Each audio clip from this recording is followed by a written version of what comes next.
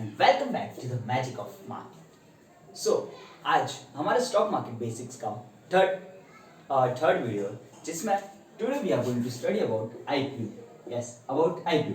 What do you mean by IPO? IPO is initial public offering. 2021 was like boom for the IPO।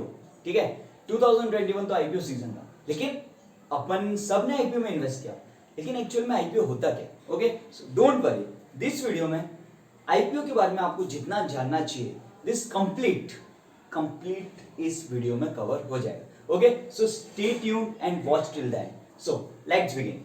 अब IPO, so what is IPO? So suppose एक company है XYZ, company है XYZ, उसके पास कितना है, उसकी company की value है जिसमें उसके पास है 1000 शेयर। अब कंपनी क्या चाहती है कि उसके जो 1000 शेयर्स है उसमें से 150 शेयर्स वो किसको देना चाहती है? पब्लिक को देना चाहती है। किसको? पब्लिक को।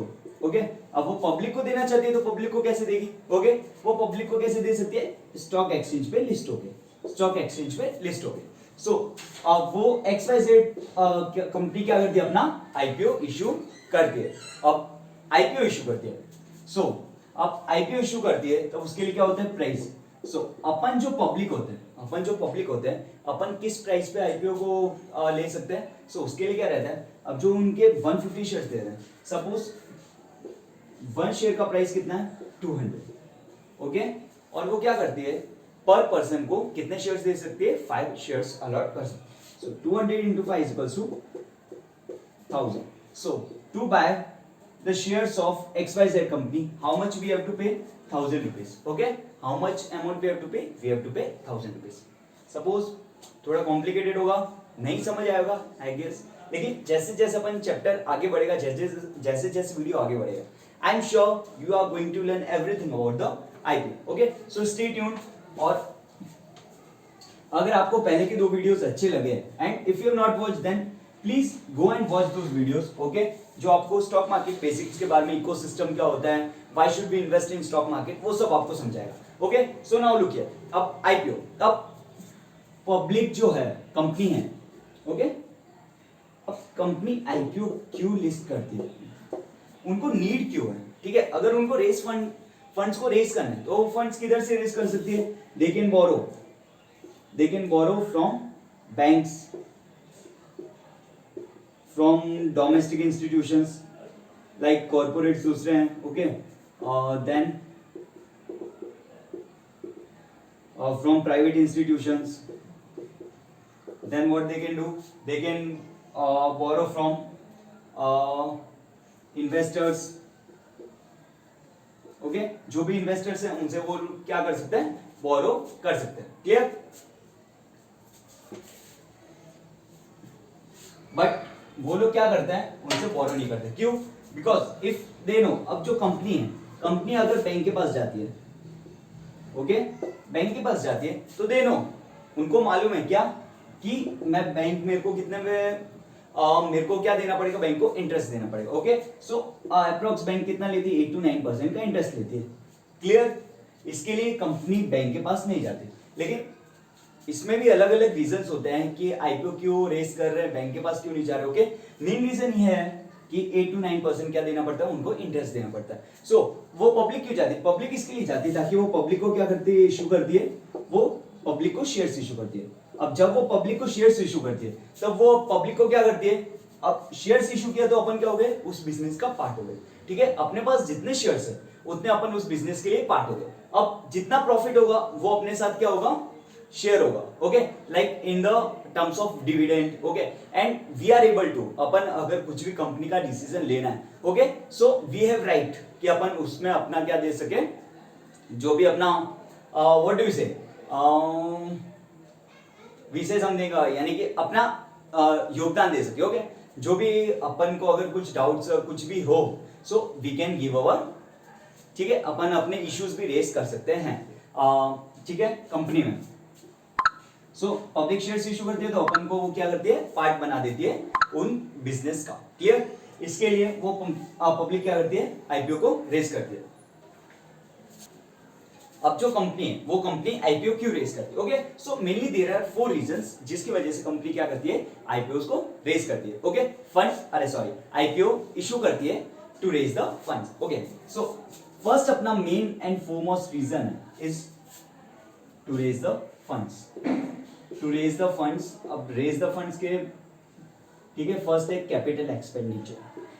कैपिटल एक्सपेंडिचर, अब जयेश कैपिटल एक्सपेंडिचर क्या होता है? ओके, कैपिटल एक्सपेंडिचर कुछ नहीं होता, जैसे एक कंपनी थी, okay, Wonderla holidays limited, okay, जो वन ऑफ द फॉरमोस्ट यानी बड़ी कंपनी है, वो क्या करती है, अम्यूजमेंट पार्क्स बनाती है। अब उनको क्या था, अब उन्होंने अप्रोक्स 2014 या I don't know the exact date, okay, approx in the year 2014 they issued the IPO. Okay, IPO उन्होंने क्या किया था, इशू किया था। क्यों? क्योंकि उनको कैपिटल एक्सपेंडिचर के लिए, अब कैपिटल एक्सपेंडिचर के लिए उनको क्या था, उनको अम्यूजमेंट पार्क्स बनाने थे। उनको क्या बनाने थे, अम्यूजमेंट पार्क्स। उसके लिए उनको क्या चाहिए, फंड्स चाहिए था। Okay, so what they did, उन्होंने फंड आईपीओ को रेज किया। ओके, आईपीओ इशू किया। अब दूसरा second reason is to repay the debt. To repay the debt, अब बहुत सी कंपनीज ऐसी होती है, वो क्यों आईपीओ को इशू करती है, ताकि उनका जो पूरा है ना डेट है, उनका जो पुराना डेट है, जो दूसरी कंपनी से कर्ज लिया हुआ है, जो बैंक से लिया, उनको क्या करना है, रिपेमेंट करना है। इसके लिए कंपनीज क्या करती है, आईपीओ को इशू करती है। अब थर्ड है एग्जिट। ओके, एग्जिट का मतलब क्या होता है, अब जैसे कोई कंपनी होती है, ओके, कोई कंपनी होती है like Ola was the company, ठीक है, उसके first one of the first angel investor is sir Anupam Mittal I guess. Okay, उन्होंने क्या किया था, ओला में इन्वेस्ट करते हैं। अब जो भी कोई न्यू स्टार्टअप होता है, जो न्यू कंपनी होती है, okay, so what they have to do, अब स्टार्टिंग में उनको क्या करना पड़ता है, फंड्स चाहिए। ओके, अब फंड्स के लिए अगर उनके पास आइडिया अच्छा है, तो what they do, they pitch their ideas to the big investors. अब जो बिग इन्वेस्टर्स होते हैं, ओके, सो सबसे पहले उनके बिजनेस में अगर उनको कुछ लगे कि हाँ इस बिजनेस में what we can do, we can earn and it has a lot potential to grow, जिसकी वजह से अपना पैसा भी ग्रो हो सकता है, so they invest in this. Okay, so first जो होता है उनका, वो क्या होता है, सीड फंडिंग होता है। व्हाट इज सीड फंडिंग, जो मोस्ट प्रोबेबली एंजल इन्वेस्टर्स करते हैं। उसके बाद में फर्स्ट राउंड होता है, सेकंड राउंड, थर्ड राउंड, ऐसे करके कंपनीज क्या होती है, बड़ी होती है। ओके, सो वो जो सीड फंडिंग और उनमें जिन्होंने इन्वेस्ट किया उनको क्या करने देने, एग्जिट करने के लिए, ठीक है, ताकि वो क्या करते हैं, उन्होंने जो किया है तो उनके शेयर्स क्या कर देती है, आईपीओ के लिए फाइल कर देती है और जो पब्लिक को इशू कर देती है। अब fourth one is visibility of the company. अब कोई कंपनी शेयर मार्केट में इशूड है, ओके, शेयर मार्केट पे लिस्टेड है, स्टॉक एक्सचेंज पे लिस्टेड है, अब वो क्या करेगी, उसको अपने balance sheet, profit and loss statement, वो सब क्या करना पड़ेगा, लोगों को बताना पड़ेगा। ओके, जिसके ओके, सो अब here are few words, few jargons है, यानी कुछ ऐसे वर्ड्स है जब कोई आईपीओ इशू होता है, ठीक है, जो आप क्या करते हो, सुनते हो। Like first one is merchant banker. अब मर्चेंट बैंकर कौन होता है, ओके, अब मर्चेंट बैंकर के बहुत ही डिफरेंट टाइप्स काम्स होते हैं, ओके, डिफरेंट वर्क्स होते हैं। कब वर्क्स होते हैं, जब कोई कंपनी चाहती है कि हम क्या करें, इशू हम अपना आईपीओ इशू करें। ओके, सो उसके लिए मर्चेंट बैंकर क्या करता है, उसके डिफरेंट वर्क्स करता है, और जो भी फॉर्मेलिटीज होती है आईपीओ को इशू करने के लिए, जो सेबी से परमिशन दूसरी लेनी पड़ती है, वो सब कौन करता है, मर्चेंट बैंकर, जिसको क्या बोलते हैं, BRLM, book running lead manager, या LM लीड मैनेजर भी बोलते हैं। अब लेट्स सी कि मर्चेंट बैंकर्स की क्या क्या काम होते हैं। First one is conduct due diligence on IPO. अब आईपीओ कंपनी को क्यों रेज करना है, क्या रीजन है, ठीक है, उसके लिए क्या क्या फॉर्मेलिटीज करनी पड़ती है, उसके लिए वो क्या करता है, ड्यू डिलिजेंस करता है। Second is listing documents, DRHP। अब वो क्या प्रिपेयर करता है, DRHP, draft red herring prospectus. ये अब प्रिपेयर करने का किसका रोल है, it is the role of merchant banker. अब DRHP क्या होता है, this everything I am going to explain. Okay, first of all let me explain this. Then underwriting shares, अब शेयर्स को अंडरराइट करना। अब अंडरराइटिंग का शेयर्स का मतलब क्या होता है, अब जैसे सपोज एक कंपनी है, जो मैंने कंपनी बोला XYZ, ओके, अब जो कंपनी है XYZ, ओके, उसको कितना इशू करना था, 150 शेयर्स को इशू करना था। अब 150 शेयर्स को इशू करना था, तो उसके लिए क्या होता है, अब कोई भी कंपनी को लिस्ट होने के लिए व्हाट दे वांट, कि जो पब्लिक हो 90% 90% पब्लिक के शेयर्स क्या हो जाने चाहिए, पब्लिक बाय कर देनी चाहिए। ओके, जब तक 90% क्या होना चाहिए, एप्लीकेशन आनी चाहिए, तभी जाके क्या होता है कोई शेयर लिस्ट हो सकता है। उसके लिए क्या करती है, अंडरराइटिंग शेयर्स।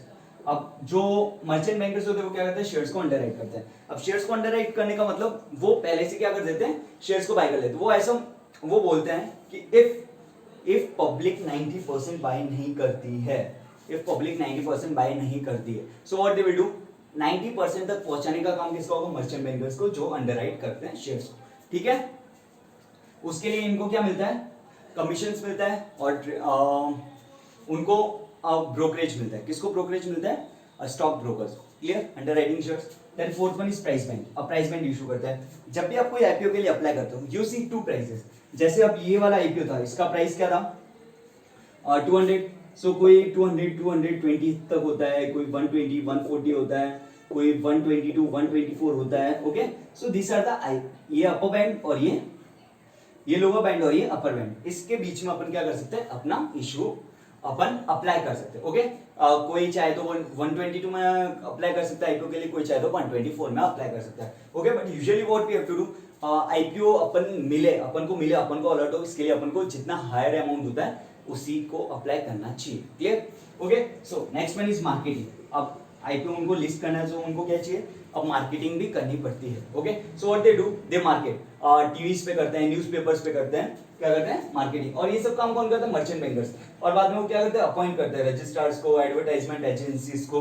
ठीक है, सो आई होप कि आपको मर्चेंट बैंकर्स के सारे काम समझ आ गए। Okay, you understood what are the things which merchant bankers do. Now next is, अब डीआरएचपी क्या होता है, ड्राफ्ट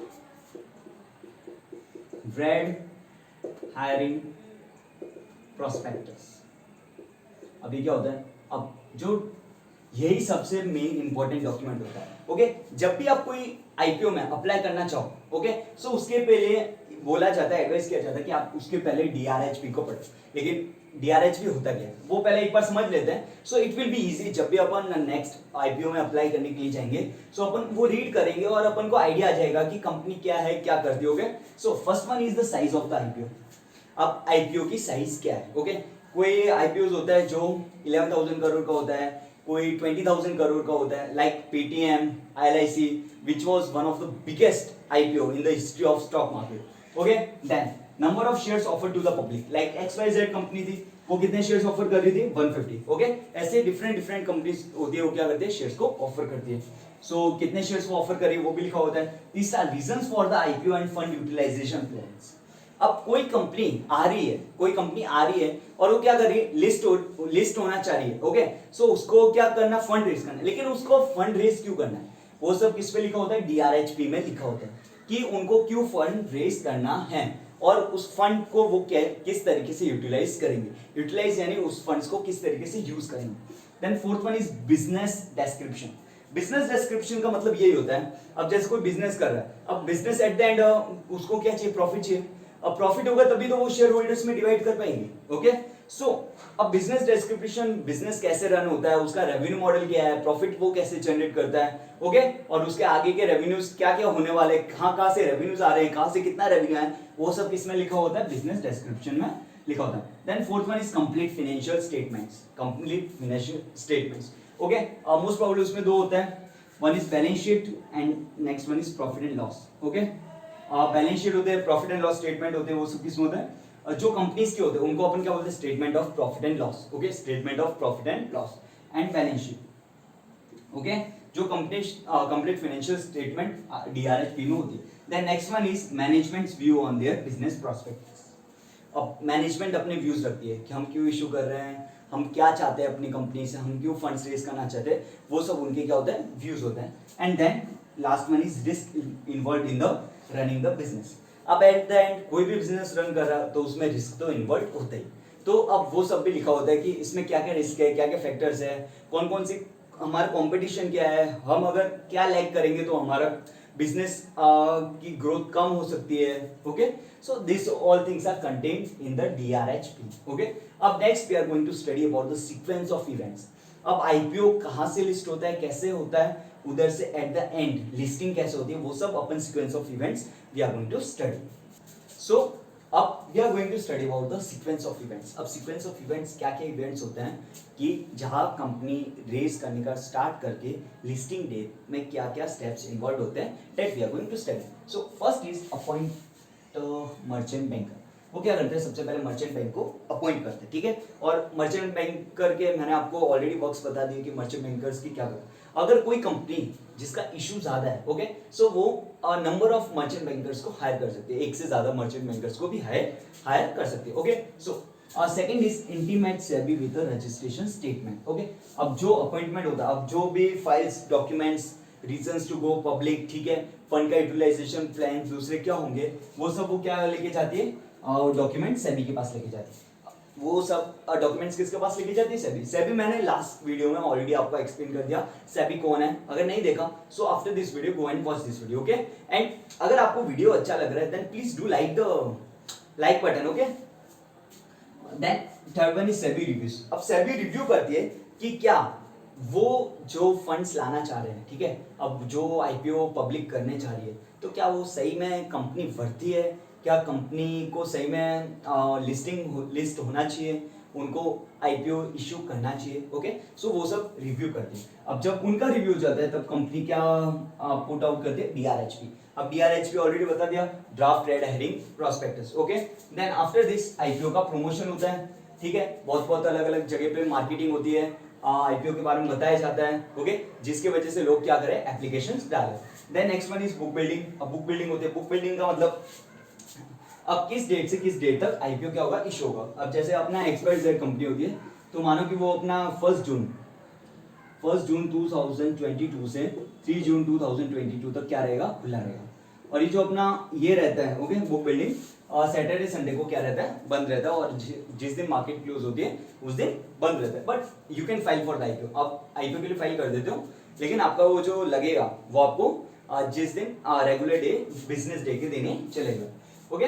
सो जैसे 1 जून से 2022, 3 जून 2022 में ये अपन क्या कर सकते हैं, बुक को बिल्ड यानी आईपीओ के लिए अप्लाई कर सकते हैं। अब जैसे आईपीओ के लिए अप्लाई कर दिया तो बाद में आईपीओ क्या हो जाता है, क्लोजर हो जाता है। क्लोजर मनी यानी जितने भी लिस्ट हुए, जितने भी एप्लीकेशंस हैं, उनको सबको क्या कर दिया जाता है, कलेक्ट कर दिया जाता है। कलेक्ट के हिसाब से बाद में जिस इशू प्राइस हुई है, जो हुआ है, उसके हिसाब से क्या दिया जाता है, एक इशू प्राइस, लिस्टिंग जो लिस्टिंग प्राइस होती है वो क्या किया जाता है, डिसाइड। अब उसके लिए आई हैव टू से यू 3 थिंग्स। अब जैसे कोई आईपीओ, ठीक है, अब जो मेरी कंपनी थी XYZ, अब जो XYZ कंपनी है वो कितना शेयर्स इशू करना चाहती है, 150। सो मिनिमम मेरे को इतना मालूम है कि कंपनी को कितना मिलना चाहिए, 90%, ओके। सो 150 का 90% कितना होता है, it is approx 135, correct, okay. अब 135 होता है, ओके। सो अगर 135 एप्लीकेशन से आती है, अगर 135 एप्लीकेशन से आती है 150 में से, सो उसको मैं क्या बोलूंगा, under subscription, under subscription, okay, under subscription. और अगर मेरी 150 से ऊपर आती है, सो व्हाट एल्स है, ओवर सब्सक्रिप्शन, ओके। सो अगर 150 से ऊपर मतलब 155 आती है तो उसको क्या बोलेंगे, ओवर सब्सक्रिप्शन, और 150 से कम आती है तो उसको क्या बोलेंगे, अंडर सब्सक्रिप्शन। सो ये दो चीजें आई गेस आपको समझ आ गई। अब लास्ट डे होता है लिस्टिंग डेट। लिस्टिंग डेट का मतलब जिस दिन वो क्या होता है, लिस्ट होता है, जिस दिन अपना आईपीओ लिस्ट होता है। सो ये सब था आईपीओ के बारे में, जो भी था अबाउट क्यों रेस करना चाहती है, क्या क्या रीजंस होते हैं, मर्चेंट बैंकर्स कौन होते हैं, डीआरएचपी क्या होता है, सीक्वेंस ऑफ इवेंट्स क्या होता है, ये सब मैंने अपना बेस्ट ट्राई किया कि आपको आईपीओ के बारे में समझा सकूं। इफ यू अगर आप सही में वीडियो अच्छा लगा है तो लाइक बटन दबाओ, नहीं तो कुछ नहीं, okay. I try my best कि नेक्स्ट वीडियो में मैं और अच्छा वीडियो लाऊं, जिसकी वजह से आपको अंदर मन हो कि हाँ you hit the like button, okay. So thank you. अगर वीडियो अच्छा लगा तो लाइक बटन दबा दो, ओके, एंड सब्सक्राइब कर दो चैनल को ताकि आपको वीडियोस मिलते रहे। Thank you, have a nice day, hope you like this video.